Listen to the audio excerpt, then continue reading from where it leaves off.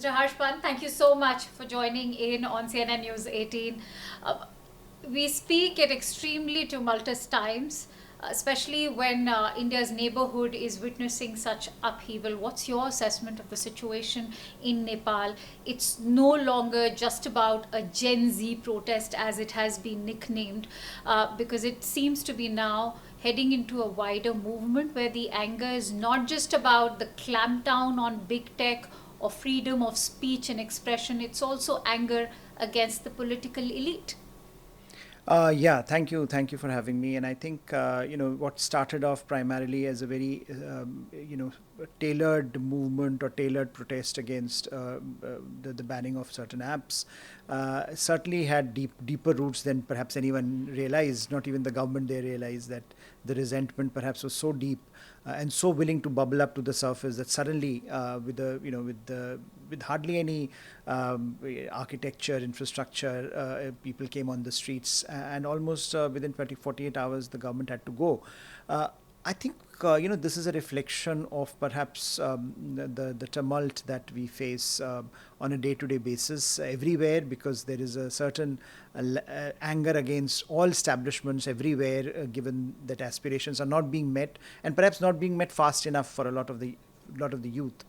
Uh, but in Nepal, we have seen, as you were mentioning, since 2008 when monarchy went away, the political parties that came up, the political establishment has not really been able to govern. And I think that governance vacuum is what I think had been gnawing at many of these youngsters. It's very interesting that you highlight that, and that is where I see the sort of contradictions come in. Because, as you rightly highlighted, 2008 was the defining year for Nepal when monarchy sort of came to an end. Uh, can you how do you look at those who are proponents of democracy, because we've witnessed 14 regime changes in nearly 17 years ever since, and they all have failed to bring stability. Why has democracy been so elusive to Nepal so far? And the other contradiction is that most of them have been communist leaders. So many say that, for communist leaders, it's rather a novice to see that they are taking to this kind of governance instead of taking up for armed rebellion. Yes, I think democracy anywhere is hard work. It takes it takes a long time to establish institutions, because ultimately democracy is all about institutional resilience. If you don't have institutions that can stand up in the face of challenges.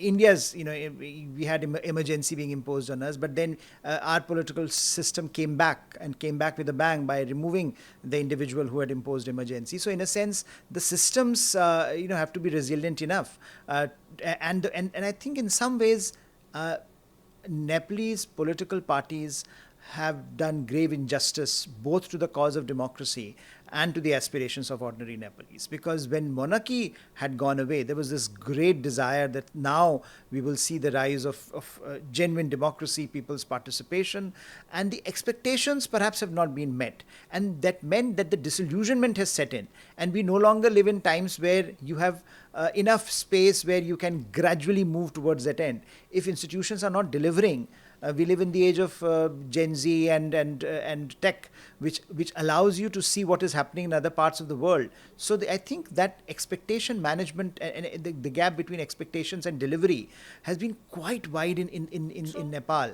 And all political parties, irrespective of where they come from, have to take responsibility for what is happening on the streets of Nepal today. That's why, in fact, I woke up this morning to headlines like Gen Z protesters have overthrown a boomer prime minister. And of course, this is someone you're talking about being displaced when he was in his fourth term. And so, how do you view KP Sharma Oli's exit? He was almost viewed as a strong man in Nepal. Yes, and I think in some ways this disillusionment set in because people realize that there is no difference among political parties. He was being supported by the Nepali Congress. True.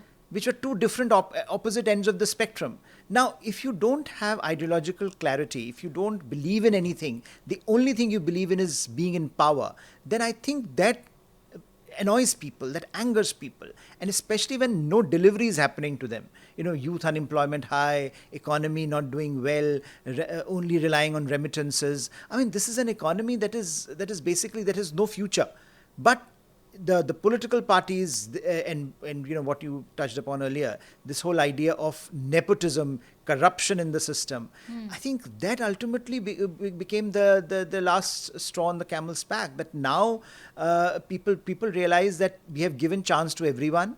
We had the Congress, then we had the Maoists. All permutations and combinations have been tested. None of them are delivering. And that's exactly what I want to ask you. You said that, all permutation combinations have been tested.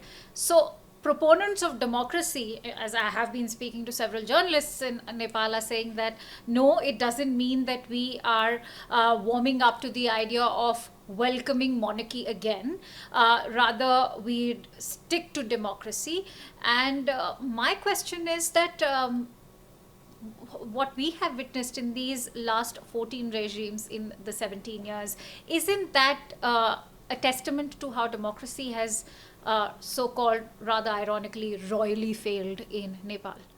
I think it has, and again, there is a lot of blame that lies at the leaders who have not been able to make democracy work for ordinary Because they're Nepalese. not they're not following the democratic values. Exactly. Because when you talk to people, they are saying that there's no matter which regime it has been, whether it was under Prachanda or even under Pushp Kumar Dahal or KP Sharma Oli, they have all resorted to corruption. There's been zero respect for institutions, especially one when they, in fact, KP Sharma Oli removed the chairperson of the electricity board, somebody who was hailed for aiding and supporting Nepal during the load shedding crisis. So, what do you make of this disrespect that all of these Nepalese leaders have shown towards basic tenets of democracy?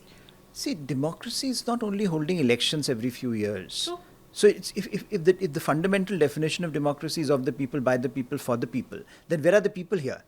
Because ultimately, all you saw for the last several years is those same leaders parading themselves time and time again.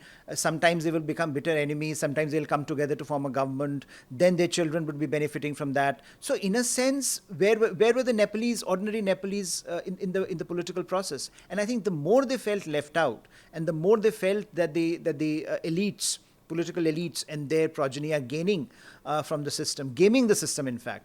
I think, you can imagine a situation where a small incident like what happened with that girl who was, who met with an accident and who was callously pushed aside, because at the end of the day, that was an episode that showed how callous the government can be. That you had a government convoy, you meet with an accident, a young girl that girl is lying on the road, and you move on. You don't even bother to take care of that girl. I think that was, that image that floated around that led to this spark that, look, the political system is so corrupt and so out of touch with ordinary people that it won't work. And I think that you see that sense of frustration when people are burning the parliament. What does it symbolize? Yes. It symbolizes basically that they don't believe in anything that parliament is doing, that they believe that parliament has not delivered anything. Now, that's an extraordinary statement. It's interesting you bring that point up, because on one hand you've had 19 youth protesters who've been massacred. On the other hand, you have this mob fury which has led to arson, vandalism, targeting of all of the political elite across the spectrum, not just the ruling dispensation. So much so, one of the former prime minister's wife succumbed to her burn injuries, which is just so tragic and brutal to just see. And then you have the parliament building being set on fire. We also watched the finance minister being chased on the streets as he ran amok. What do you make of this at the moment? Is this an organic protest? And how much of these youth protesters can lead to a regime change? See, that's always the challenge, Akanksha. If you don't have any leadership, if you don't have any structure to such movements, there is danger that you end up from a protest to mob fury on the streets. That is, I think, to a lot of extent we have witnessed that anger has turned into mob anger against the system, and that mob is now running amok. The military is sensibly restrained at the moment. Yes. But ultimately, that some order will have to be restored, because there are no institutions now left. Now, if you say that we want to start afresh, it is easier said than done, because politics of any kind of politics requires some institution that can fill that void.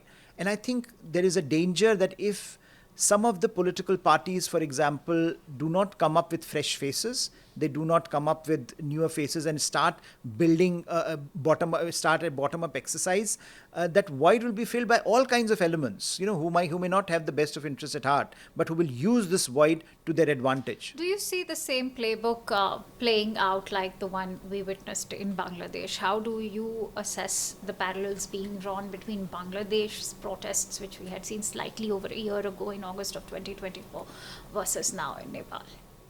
I would say that, Bangladesh protests were targeted. They were targeted at an individual. So Sheikh Hasina was the target there. Okay. And Sheikh Hasina's regime was the target there. You had an entire political establishment, and it was there were some groups like Jamaat-e-Islami, for example, that were willing to fill the void, right or wrong, that we will see, and that we are already seeing that Bangladesh has not been able to come to terms with its future. But they were you had institutions, you had political parties which were willing to do their bidding. Here the challenge is, because the anger is against every bit of the political establishment, and the anger is against the political system that came after 2008. So I think there is that danger that the void is larger and the void needs to be filled. So we are now talking of that, look, the young mayor of Kathmandu Right. is being projected. Right. But an individual can't replace a system. And an individual is no replacement for an institutional framework. So I think that is the challenge, that you can bring people, but you can have individuals being marked as, look, this person looks very good at the moment. What is the role of big tech in these protests that you see? Because much of it was planned and also live streamed through various social media platforms, including YouTube and Facebook, because the ban was lifted. Yeah. And yet the protests went ahead. So the role of big tech is also what very important. And I think that is something that we are increasingly seeing in different parts of the world, how conflict, turmoil, protests, anxieties are being used, exacerbated by big tech. And I think this is going to be with us whether we like it or not, because again, as you can see how the banning started the process. Now you can disagree with the ban that the government had imposed, but they had an argument to make, that they had to register. And therefore we are banning them. That there's and once they register, we will take a call. But then they came back, right? Once they were back, you could amplify the protests, and you could amplify what was happening on the ground, and the challenge became so much wider. No one could control it. So I think in every situation we have seen, even in the neighborhood. In India's neighborhood, if you see what happened in Bangladesh, what happened even in Sri Lanka, you go back to Sri Lanka, Bangladesh, and now in Nepal, there is a pattern here that is very, very interesting. That you have big tech that is increasingly very, very powerful in shaping opinions, in shaping narratives, in mobilizing, in political mobilization. And I do think then when people feel disenfranchised, when you are cut off from the political system, when you don't feel that you are part of the system, the need to connect via big tech, the need to use social media for mobilization becomes that much more attractive. And I think in some ways, while mobilization, technology has always been used for mobilization, the ease and the scale and scope of the use of technology today allows you to do certain things like the one that we are witnessing at the moment. Since you mentioned social media, it's also strewn with jokes of how it's become a sort of Asia Cup of regime changes. When you look at Sri Lanka, that you mentioned, Myanmar, Bangladesh, we've seen instability in Afghanistan, even Pakistan, and the most recent being Nepal. Where does this leave India as a beacon of democracy with so much turmoil in our neighborhood? I think in some ways, this is the moment which also exemplifies why India remains stable. I mean, this is something that India, just by being India, also underscores to the rest of the world that look, uh, you know, there is a lot of targeting of India, from the West, that you are not, you do this, you do that, but India never claimed to be a perfect democracy. Despite those limitations, if you see the faith in the political process in India, if you see the faith that people have in maybe even in the current government, for example, if you look at the ratings of Prime Minister Modi, compared to any other leader anywhere in the world, it's remarkable that in his 11th or 12th year in Yes. office, he has very high approval ratings. Now, in a sense, that demonstrates the connect perhaps that people have with the government of the day, a large part of this of India's population. So in a sense, I think just by being India, that we may not be perfect, but we are trying to do our best given the circumstances at our disposal.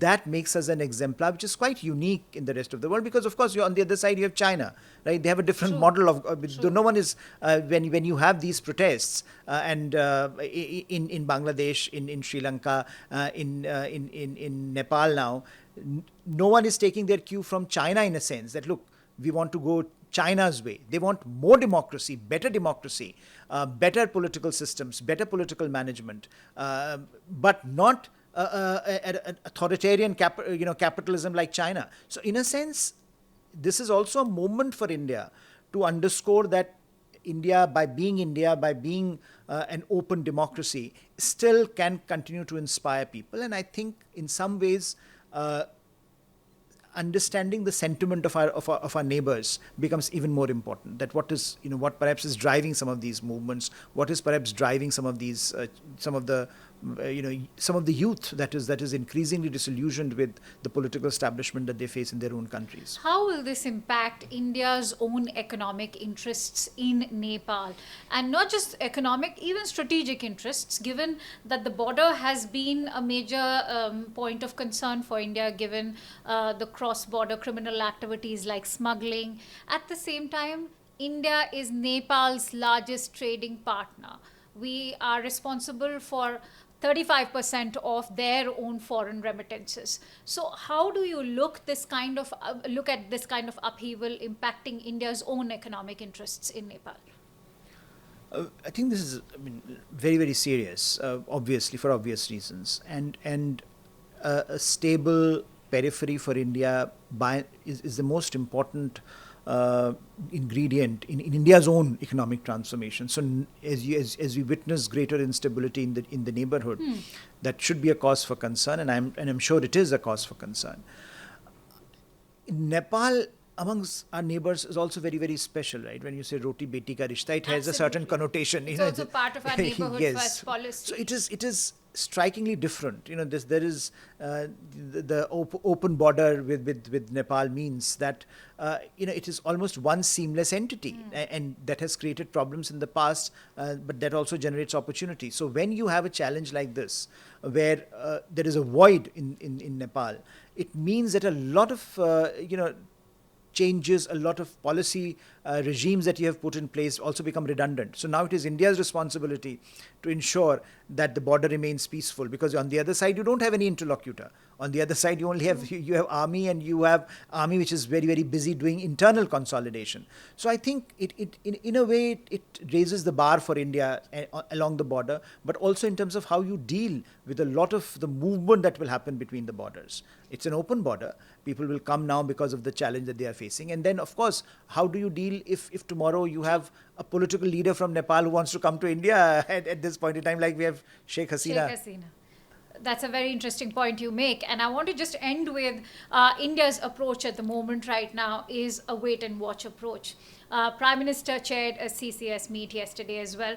But having said that, critics of Oli have also highlighted that he was seen as China's Man Friday, and now that he's gone, who will fill this vacuum? Will it also give an opportunity to China yet again, or even to Western powers? given the role of big tech we are seeing at the moment. What's your assessment of how India's approach should be, and especially when it comes to guarding our own economic and strategic interests? I think any government in Nepal, it can be Oli or Congress, Nepali Congress, or any new phase that may come, they What will. about a return to monarchy? Monarchy, yes. I mean, that seems a bit far-fetched given that there is a memory there associated, and I think the youth may not be as pro-monarchy True. as a certain That's true. generation in Nepal might be. Um, but I think any government in Nepal uh, would always balance India and China. I think the issue is not that they have to do business with China. The issue is, can India ensure that its equities are preserved, that our interests are respected by the other side? And I think that can happen if we are open-minded about which government is there, and we engage with every government, because that's not in our hands. We don't vote in Nepali elections. Nepalese will decide which government comes to power. But in the end, whichever government comes to power, we have to deal with the government because we have so much at stake. And I think all governments we have seen eventually in Nepal tend to balance India and China. And I think that balancing act But will don't you continue. think that Oli, in fact, failed to do that, because there was a certain degree of strategic ambiguity that crept in our ties with Nepal ever since Oli came to power? Because yes, he did condemn the Pahalgam terror attack, which also included one of the Nepalese citizens being shot down.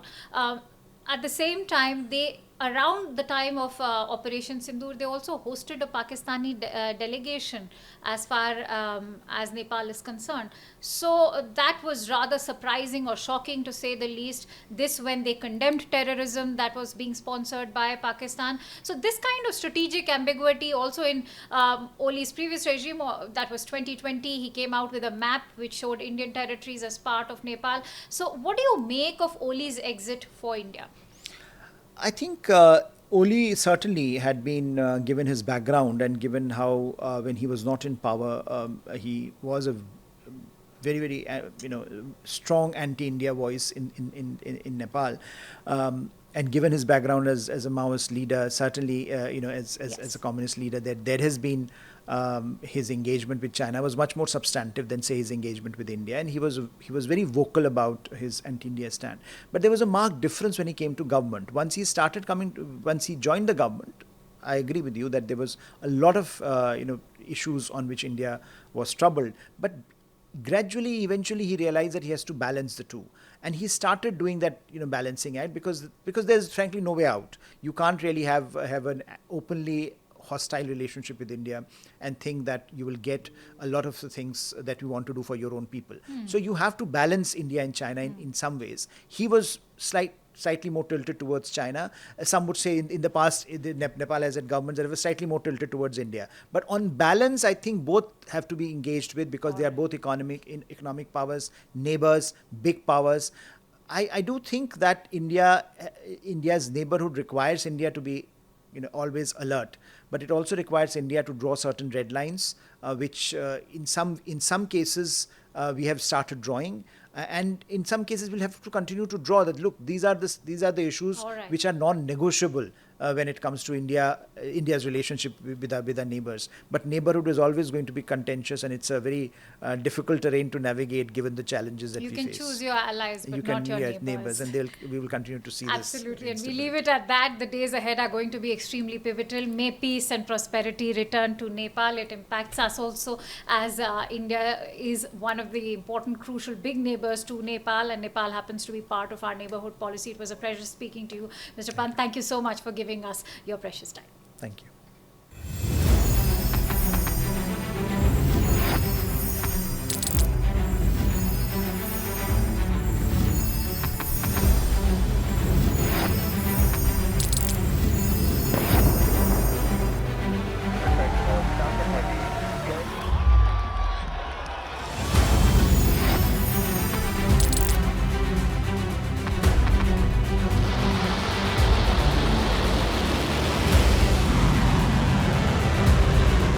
Been fighting so long and so hard that they don't know what the they're doing.